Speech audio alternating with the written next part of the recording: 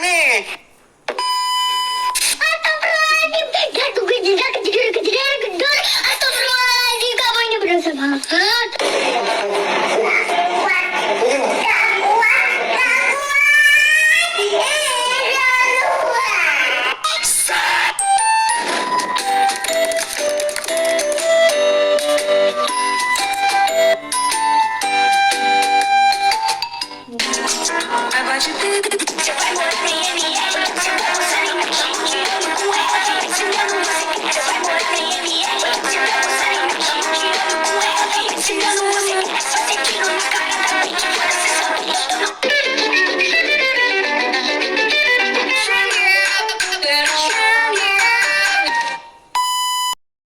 KUA merupakan dokumen yang berisikan kebijakan asumsi dan strategi untuk bidang pendapatan, belanja, dan pembiayaan daerah dalam 1 tahun. KUA merupakan acuan awal dalam penyusunan anggaran pendapatan dan belanja daerah atau APBD. Yuk kita simak KUA Magetan 2022, yaitu pada bab 1, 2, dan 3. Di sini akan dijelaskan oleh Maisura. Pada bab 1 ini, rancangan KUA ini disusun berdasarkan amanat Undang-Undang Nomor 23 Tahun 2014 tentang Pemerintah Daerah Pasal 310. KUA merupakan dokumen yang membuat kebijakan bidang pendapatan, belanja, dan pembiayaan serta asumsi yang mendasarinya untuk periode 1 tahun. KUA menjadi pedoman bagi perangkat daerah dalam menyusun rencana kerja dan anggaran satuan kerja perangkat daerah. Dasar hukum dalam dokumen perubahan telah diperluas dengan beberapa tambahan peraturan dan undang-undang terbaru, seperti Undang-Undang Nomor 11 Tahun 2020 tentang Cipta Kerja, Peraturan Bupati terkait perubahan penjabaran APBD tahun anggaran 2022. Susunan perubahan APBD terjadi karena adanya perkembangan yang tidak seimbang atau tidak sesuai dengan asumsi awal KUA, termasuk peraturan seperti pasal 316 Undang-Undang Nomor 23 Tahun 2014 yang menyatakan bahwa perubahan APBD dapat dilakukan jika terdapat perkembangan tertentu, serta evaluasi APBD semester 1 tahun 2022. Evaluasi menunjukkan ketidaksesuaian antara asumsi KUA dengan realisasi APBD, terutama terkait sisa lebih perhitungan anggaran atau SILPA dan adanya SILPA tahun sebelumnya yang harus dialokasikan. Pada bab 2 ini dijelaskan tentang 1. Arah kebijakan ekonomi daerah yang diperluas untuk mencakup indeks Gini angka kemiskinan dan tingkat pengangguran terbuka di samping indikator sebelumnya seperti PDRB, inflasi, dan IPM. Pada dokumen asli, indikator ini tidak disebutkan secara eksplisit sebagai bagian dari analisis ekonomi makro. Yang kedua, data dan analisis PDRB menampilkan peningkatan PDRB atas dasar harga berlaku dari 16.343,37 miliar pada 2017 menjadi 19.587,87 miliar pada 2021 yang tidak ada di dokumen asli. Pertumbuhan ekonomi real juga disebutkan mulai pulih pada 2021 dengan laju sebesar 3,4%. Yang ketiga, ada kebijakan keuangan daerah, alokasi tambahan dana terkait pemotongan DAU, alokasi bantuan khusus dari provinsi, dan berbagai penyesuaian sesuai dengan arahan pemerintah pusat dan provinsi. Pada bab 3 mencakup proyeksi ekonomi global nasional dan daerah Jawa Timur serta dampak dari faktor-faktor global seperti COVID-19. Tidak ada perbandingan khusus dengan asumsi atau realisasi APBD tahun sebelumnya, tetapi ada penjelasan mengenai tren ekonomi secara umum yang bisa mengindikasikan perbandingan dengan periode terdahulu. Terdapat tambahan informasi mengenai kondisi dan proyeksi ekonomi global serta pengaruhnya terhadap proyeksi pendapatan daerah dan penyesuaian alokasi anggaran akibat fluktuasi ekonomi global dan nasional. Baiklah, penjelasan selanjutnya akan dilanjutkan oleh Najwa ya, yaitu pada bab 4, 5, dan 6. Pada bab 4 ini, kebijakan pendapatan daerah terdapat rincian perubahan target pendapatan asli atau disebut PAD dan pendapatan transfer seperti seperti peningkatan pada sektor pajak, restribusi dan hasil pengelolaan kekayaan daerah. Ada kenaikan PAD sekitar 0,32% dan peningkatan pendapatan transfer sebesar 3,62% yang menjadi perubahan utama dari target awal tahun 2022. Namun, ini hanya mengindikasikan perubahan dalam tahun berjalan, bukan perbandingan spesifik dengan tahun sebelumnya. Kebijakan ekonomi dan anggaran daerah. Berikut ini beberapa perubahan utama yang tercatat. Yang pertama ada asumsi ekonomi makro daerah. Yang kedua ada pendapatan dan belanja daerah. Yang ketiga ada pembiayaan daerah. Pada bab 5, perencanaan pendapatan dengan fokus pada target-target seperti pendapatan asli daerah atau yang disebut PAD, pendapatan transfer, dan lain-lain pendapatan sah tahun 2022. Terjadi perubahan mengalami pembaruan untuk menyesuaikan dengan hasil evaluasi realisasi semester pertama tahun 2022 yang menyebabkan perubahan alokasi dan penyesuaian target pendapatan yang lebih realistis. Mengingat beberapa asumsi awal tidak tercapai. Pada bab 6 ini, perencanaan belanja daerah termasuk belanja operasional, belanja modal, dan belanja tidak terduga PKUA mengalami penyesuaian terutama karena adanya kebijakan darurat serta penggunaan silva tahun sebelumnya.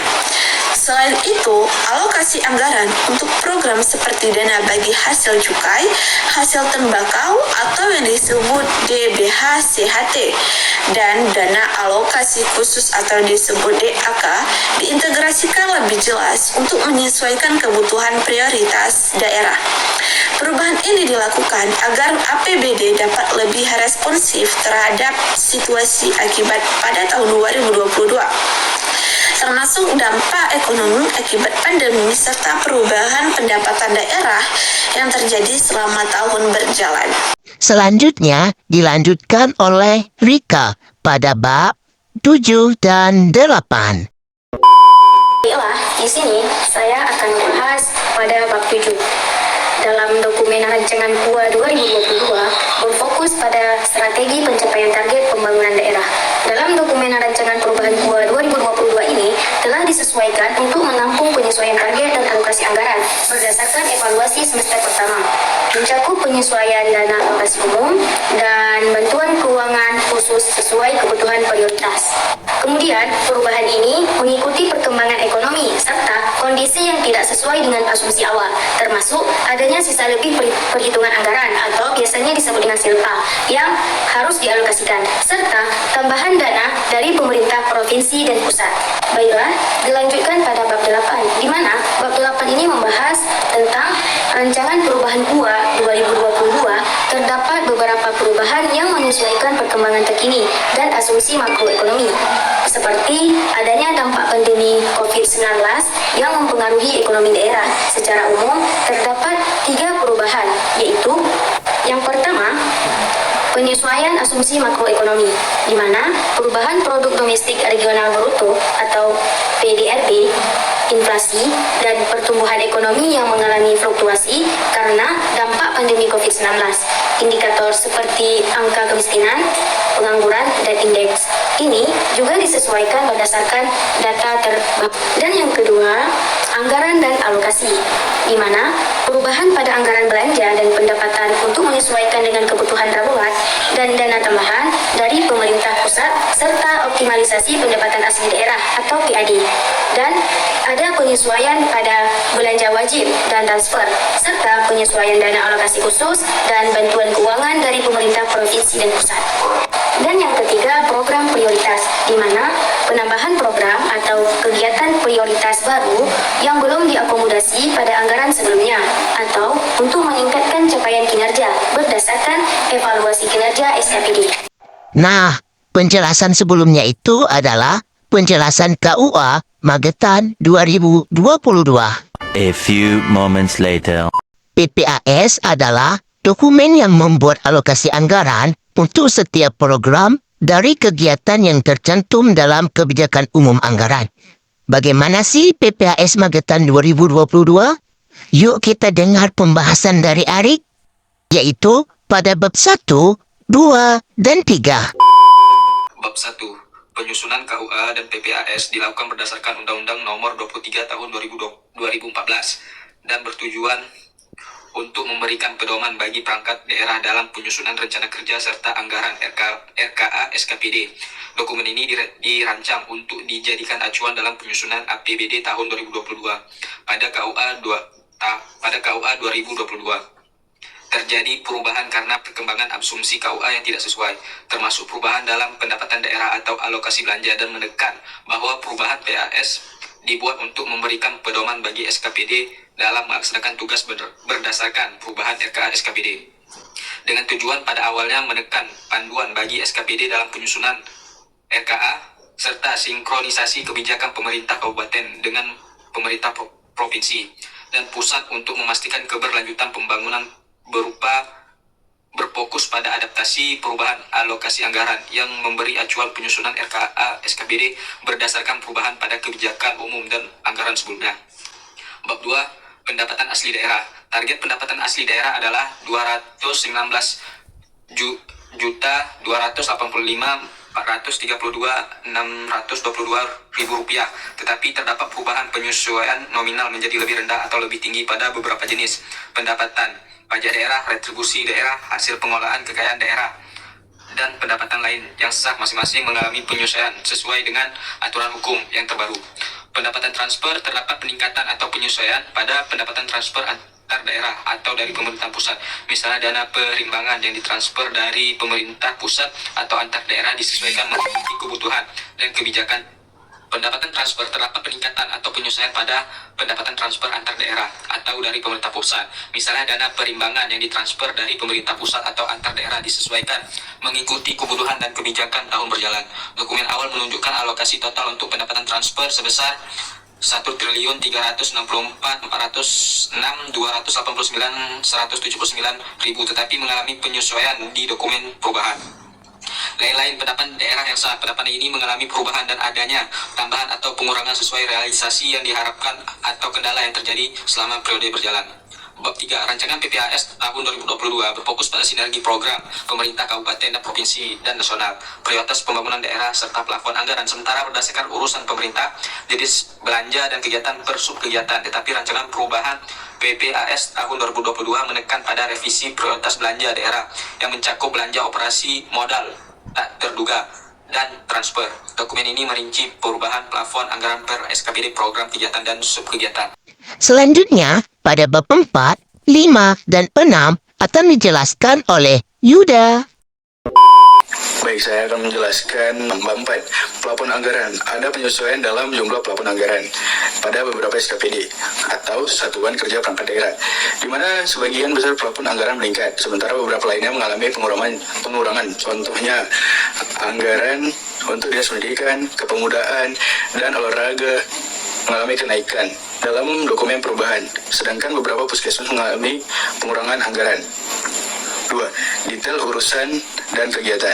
Dokumen perubahan memberikan lebih banyak rincian dalam tabel yang menunjukkan perubahan anggaran untuk program kegiatan dan subkegiatan di setiap SKPD. Rincian ini tidak sedetail di dokumen awal yang hanya menyebutkan plafon anggaran awal tanpa perubahan. Ketiga, prioritas urusan pemerintahan. Pada dokumen perubahan terdapat fokus pada penyelarasan dengan perkembangan kebutuhan dan keadaan di tengah tahun anggaran. Ada penyesuaian untuk memastikan alokasi lebih sesuai dengan dinamika yang muncul selama pelaksanaan anggaran. 5. Bab 5 yaitu terjadi peningkatan target penerimaan pembiayaan terutama pada komponen silpa yang mengakibatkan lonjakan signifikan dalam pembiayaan, yaitu pada versi perubahan. 1. Penerimaan pembiayaan. Contohnya di mana terjadi peningkatan yang sangat tinggi, yaitu target penerimaan pembiayaan adalah 93.096.065.000 dengan sumber utama dari sisa lebih perhitungan anggaran atau silpa sebesar 92.946.065.000. Perubahannya, penerimaan pembiayaan mengalami peningkatan besar menjadi 365.065.281.061 dengan silpa yang meningkat signifikan menjadi 362.950.281.061. Yang kedua, pengeluaran pembiayaan. Contohnya, jumlah pengeluaran pembiayaan pada PPAS awal adalah 76 miliar dengan pembentukan dana cadangan sebesar 3 miliar 90 juta. Penyertaan modal daerah 11 miliar dan pemberian pinjaman daerah sebesar 1 miliar 910 juta. Perubahan pengeluaran pembiayaan tetap sama, yaitu 17 miliar 910 juta tanpa ada perubahan dalam alokasi anggaran pada setiap komponen pada rancangan PPAS 2022. Ketiga, yaitu pembiayaan neto awal. Pada rancangan PPAS 2022 adalah 77 miliar 96 juta 65 ribu. Perubahan pembiayaan neto naik menjadi 345 miliar 155 juta 281 ribu 61 sen. Menunjukkan peningkatan yang signifikan karena penambahan besar pada silpa. Bab 6 yang menekankan bahwa dokumen ini disusun sebagai pedoman untuk pemerintahan Kabupaten Magetan dalam menyusun rancangan APBD tahun 2022. Redaksi dan format. Tidak terdapat perubahan signifikan dalam redaksi dan tujuan dari bab 6, yaitu untuk menutup dokumen serta meningkatkan fungsinya sebagai pedoman dalam penyusunan APBD. Hal ini menunjukkan keseragaman dalam fungsi administratif dan tujuan dokumentasi.